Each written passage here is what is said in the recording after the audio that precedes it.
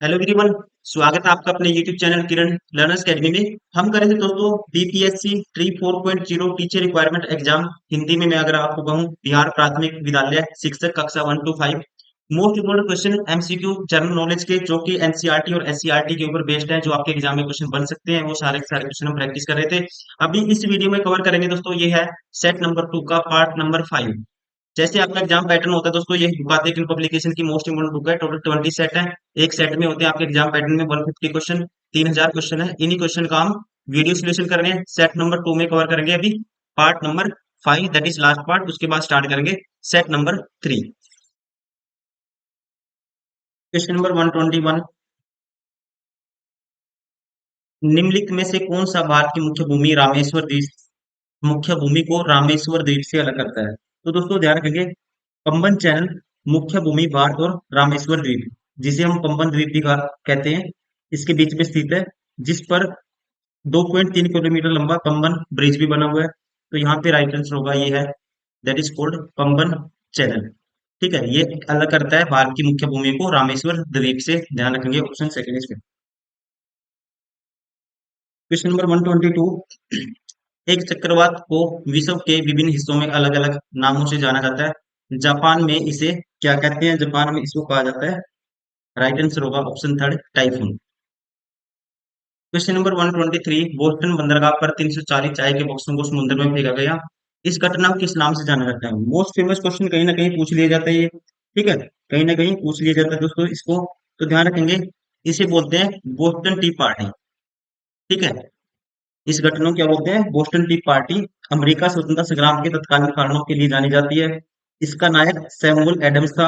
और ध्यान रखेंगे, 16 दिसंबर 1773 को जब बोस्टन के अधिकारियों द्वारा कर्मताय के 3 जहाजों को ब्रिटेन को लौटने को इनकार कर दिया गया था, लौटाने को, तो उपनिवेशियों का एक समूह जहाज पर सवार हुआ और चाय के बोस्टन हार्बर में फेंककर इसको नष्ट कर दिया गया था। राइट आंसर होगा, दैट इज पूरी पूरी ये घटना क्या कहलाती है? Boston T party. Question number 124, Bharat के किस राज्य में ग्रामीण ओलंपिक्स का आयोजन प्रत्येक वर्ष होता है दोस्तों? तो यहाँ पे भारत का राज्य है, ऑप्शन सेकंड, पंजाब। किसमें होता है? ध्यान रखना आपको, पंजाब में। Option second is right. Question number 125, पाषाण युग में काटने के लिए सामान्यतया प्रयुक्त उपकरण को कहा जाता था। पाषाण युग में काटने के लिए दोस्तों सामान्यतया प्रयुक्त उपकरण को कहते थे। राइट आंसर होगा इसका ऑप्शन सेकंड, गंडासा। क्या कहते थे? गंडासा। क्वेश्चन नंबर 126, विषुवत रेखा के समीप तापमान सबसे अधिक होता है क्योंकि? विषुवत रेखा के दोस्तों तापमान, कहता है विषुवत रेखा के समीप तापमान सबसे अधिक होता है, तो इसका रीजन क्या होता है ये आपको बताना है। तो यहाँ पे जो मेन रीजन होता है इसका ये होता है क्योंकि ताप छोटे क्षेत्र में केंद्रित होता है। राइट आंसर होगा ऑप्शन फर्स्ट। क्वेश्चन नंबर 127, आग्नेय शैल में निम्नलिखित में से कौन से तत्व नहीं पाए जाते हैं दोस्तों? आग्नेय शैल में कौन से तत्व इनमें से एलिमेंट नहीं पाए जाते? मैग्मा के ठंडे होने के कारण बने दोस्तों, ये ठीक है। इसे परतदार चट्टान भी कहते हैं, ये स्टेटमेंट अपने आप में गलत है। सील और डाइक पाए जाते हैं, ठीक है, ये भी ठीक है। और ये गलत है, इसे कहते हैं प्रधान चट्टान भी कहते हैं। इसे परतदार नहीं कहते, इसे कहते हैं प्राथमिक चट्टान। ठीक है, और इसका निर्माण क्रस्ट के नीचे जो उपस्थित तरल मैग्मा, इसके ठंडे होने की वजह से होता है। क्वेश्चन नंबर 128, एक या एक से अधिक पोषक तत्वों की कमी के कारण होने वाले रोग को क्या कहते हैं? एक या एक से अधिक दोस्तों डिफिशियंसी ऑफ कह सकते हैं, इसके पोषक तत्वों की कमी होने कारण होने वाले रोग को क्या कहते हैं? तो यहाँ पे राइट आंसर होगा, उसे बोलते हैं हिंदी में अभाव जन्य रोग। ठीक है, क्या बोलते हैं? अभाव जन्य रोग, पोषक तत्वों की कमी होने के वाला रोग है ये। Option first is right. Question number 129, गर्म करने पर ठोस द्रव के बदलने की क्रिया कहलाती है? गर्म करने पे दोस्तों ठोस के जो बदलने की क्रिया, that is called, right answer होगा ऑप्शन फर्स्ट, उसे बोलते हैं गलना। क्या बोलते हैं? गलना कहते हैं।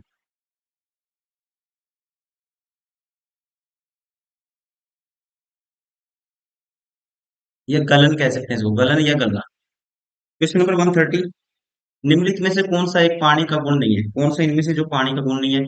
यह रंगहीन होता है दोस्तों, ठीक है। यह स्वादहीन होता है, ये ठीक है। इसमें कोई भी चीज धुल नहीं सकती, ये गलत है। तो राइट आंसर होगा इसका ऑप्शन थर्ड।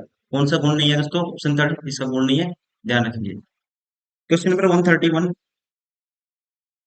कोल्हुआ बिहार की प्रसिद्ध ऐतिहासिक स्मारक है दोस्तों। कोल्हुआ बिहार की प्रसिद्ध आसिक ये सॉरी प्रसिद्ध ऐतिहासिक स्मारक है, तो यहाँ पे राइट आंसर होगा अशोक स्तंभ। क्या है दोस्तों? कोल्हुआ स्तूप या कोल्हुआ अशोक स्तंभ बिहार के मुजफ्फरपुर जिले में स्थित है। और ध्यान रखेंगे इसका निर्माण मौर्य सम्राट अशोक ने बलुआ पत्थर से करवाया था। Question number 132। स्टेले स्टेलेक्टाइट स्थालीकृति का निर्माण होता है। तो यहाँ पे इसका राइट आंसर होगा, इसका जो निर्माण होता है ये ध्यान रखना है, ये होता है भूमिगत जल के द्वारा होता है। किसका निर्माण? स्टेलेक्टाइट स्थलाकृति का। Question number 133। केंद्रीय बजट 2024-25 में राज्यों का हस्तांतरण अनुदान ऋण आदि सहित कुल कितने संसाधन हस्तांतरित किए गए हैं? तो ये डाटा आपको याद रखना है, ये है राइट आंसर होगा इसका 22,22,264 करोड़। Question number 134। वैज्ञानिक जो अंतरिक्ष की विभिन्न वस्तुओं या तारा चंद्रमा ग्रह आदि का अध्ययन करते हैं कहलाते हैं। तो इन वैज्ञानिकों को कहते हैं, पता ही होगा आपको, खगोलविद। राइट आंसर होगा ऑप्शन सेकंड। Question number 135। अनुच्छेद 19 के अंतर्गत कौन सा स्वतंत्रता का अधिकार नहीं है? अनुच्छेद 19 के अंदर दोस्तों कौन सा स्वतंत्रता का अधिकार नहीं है, ये आपको बताना है। देखो, संघ या संगठन की रचना का अधिकार ये है। भाषण व्यक्ति का दोस्तों ये तो आंख बंद करके हो गई होगा। व्यक्तिगत स्वतंत्रता का अधिकार ये इसके अंतर्गत नहीं आता, ठीक है, ये गलत है।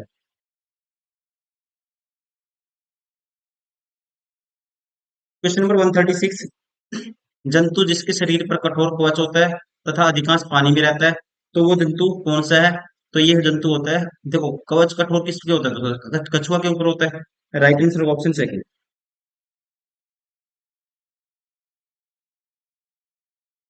Question number 137।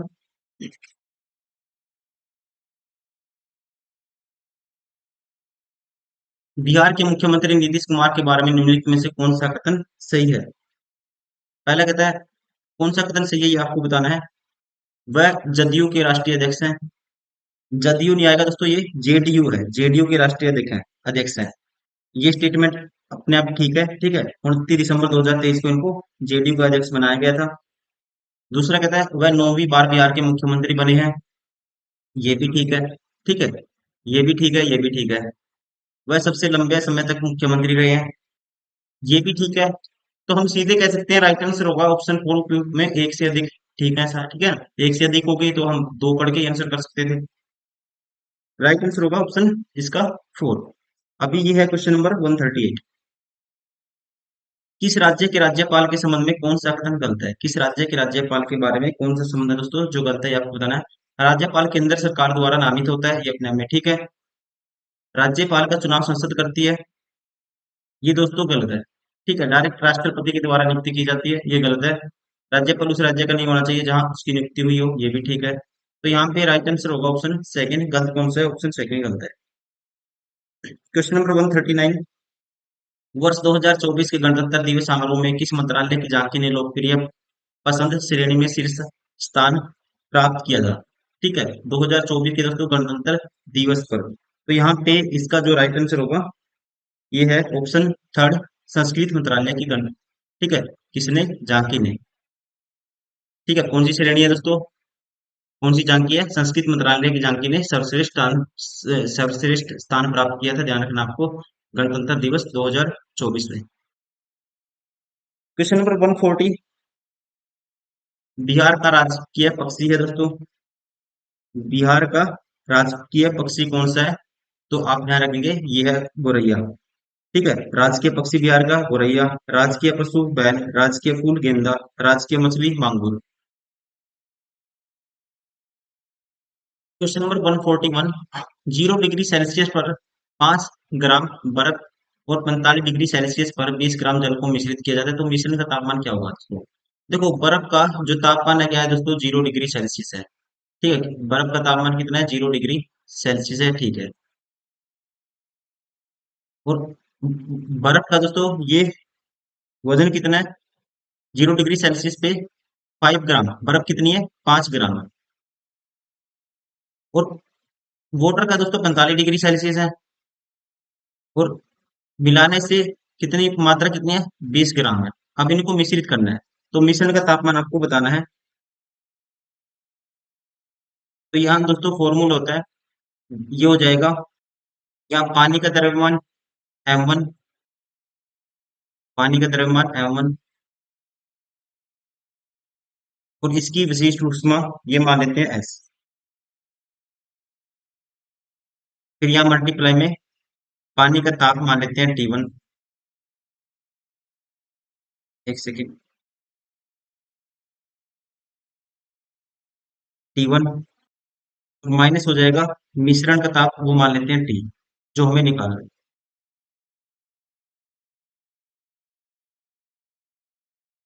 ये बराबर होगा, अब ये बराबर होगा बर्फ का, बर्फ का द्रव्यमान लेंगे, मान लो ये है m2,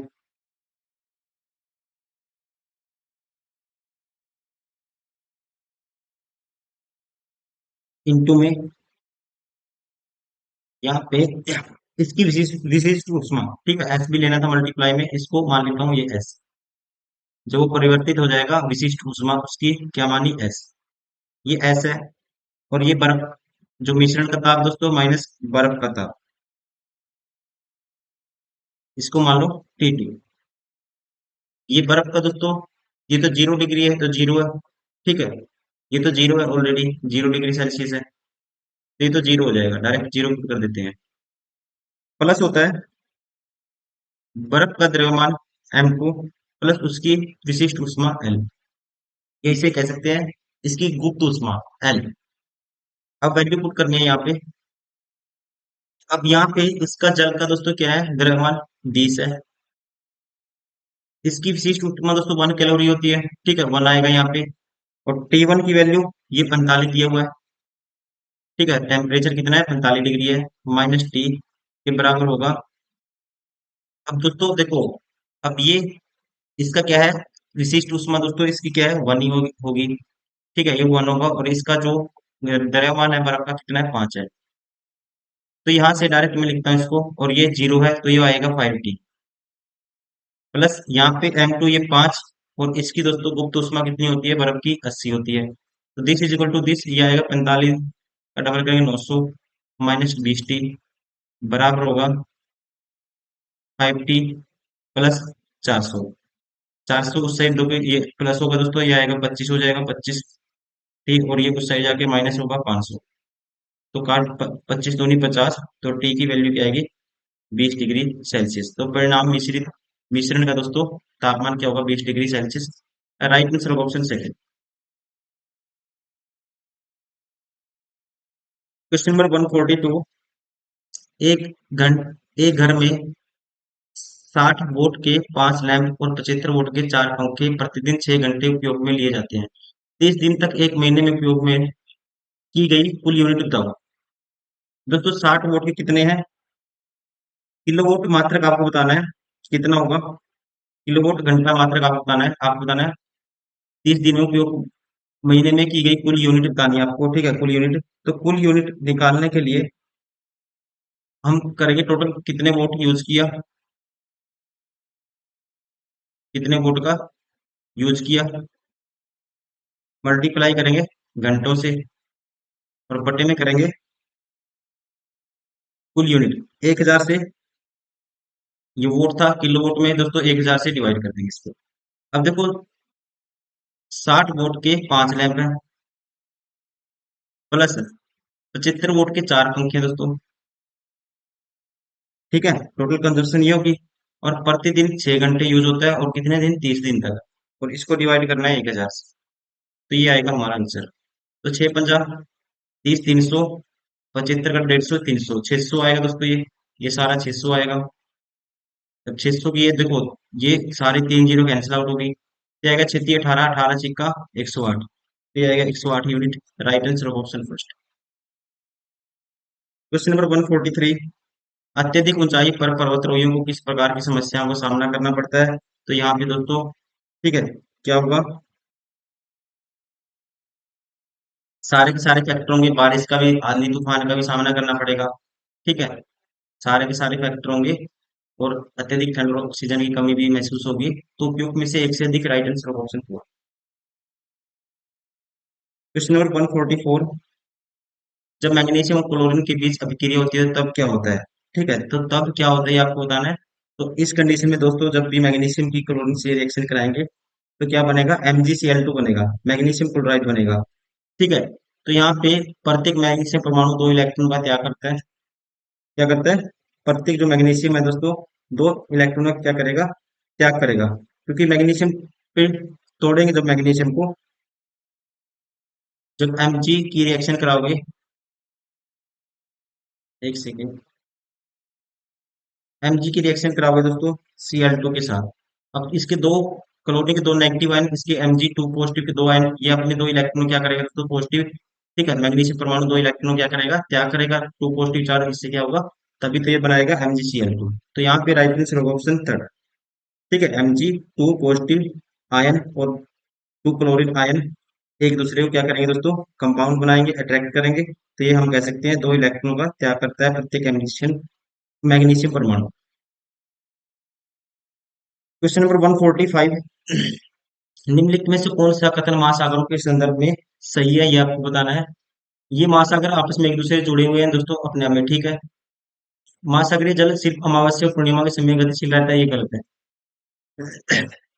तरंगे, ज्वार भाटा, महासागरीय धाराएं, महासागरीय जल की तीन प्रमुख गतिविधियां, ये भी ठीक है। आकार में अटलांटिक महासागर सबसे बड़ा है दोस्तों, नहीं, गलत है, प्रशांत सबसे बड़ा है। देखो ए और सी ठीक है, तो right answer option first. Question number 146, निम्नलिखित में से कौन सी संरचना प्रोकैरियोटिक कोशिका में नहीं पाई जाती है? तो इनमें प्रोकैरियोटिक में दोस्तों केंद्र झिल्ली नहीं मौजूद होती। ठीक है, सेल वॉल इसमें नहीं होती, ये ध्यान रखना आपको। Right answer option third. Question number 147, सौर कुकर की दीवारों किस रंग की होती है दोस्तों? सौर कुकर की दीवारें होती हैं काले रंग की। राइट आंसर होगा option third. Question number 148, meiosis के लिए कौन सा सही है दोस्तों? मियोसिस के लिए कौन सा सही है? तो यहाँ पे राइट आंसर होगा, मियोसिस दोस्तों क्या होता है, इसमें अर्धसूत्री विभाजन होता है। क्या होता है, ध्यान रखना आपको, अर्धसूत्री विभाजन होता है मियोसिस में। Option second is correct. Question number 149, नीचे दिए गए कथनों पर विचार कीजिए और कूट की सहायता से सही उत्तर का चयन कीजिए। कौन सा सही उत्तर है ये आपको बताना है। पहले कहते हैं, प्रायद्वीप सतल का वह भाग है जो चार तरफ से जल से घिरा होता है। तो दोस्तों चारों ओर से नहीं, तीन तरफ से घिरे भाग को क्या कहते हैं? ठीक है, तीन ओर से जल से घिरे हुए भूभाग को प्रायद्वीप कहते हैं।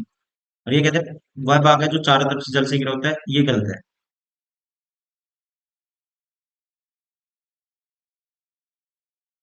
ठीक है, ये क्या हो गया, गलत हो गया। दूसरा कहता है, पाक जल संधि भारत और पाकिस्तान को अलग करती है दोस्तों, ये भी क्या है, गलत है। पाक जल संधि दोस्तों भारत और श्रीलंका को अलग करती है, ये भी गलत है। प्रत्येक 1 डिग्री देशांतर के लिए स्थानीय समय 4 मिनट का अंतराल होता है, ये ठीक है। बड़े देश जिनका विस्तार उत्तरी दक्षिणी की ओर बहुत अधिक होता है, वहां पूरे देश का मानक समय एक नहीं होता, ये भी हमें ठीक है। सी और डी ठीक है, तो right answer option third. Question number 150, काको काकोलत जलप्रपात बिहार के किस जिले में स्थित है? तो दोस्तों ध्यान रखेंगे, काकोलत जलप्रपात बिहार के नवादा जिले में स्थित है। और ध्यान रखेंगे, पहाड़ के समीप होने के कारण यह एक पर्यटन स्थल है। राइट आंसर होगा इसका ऑप्शन फर्स्ट, नवादा जिला, बिहार।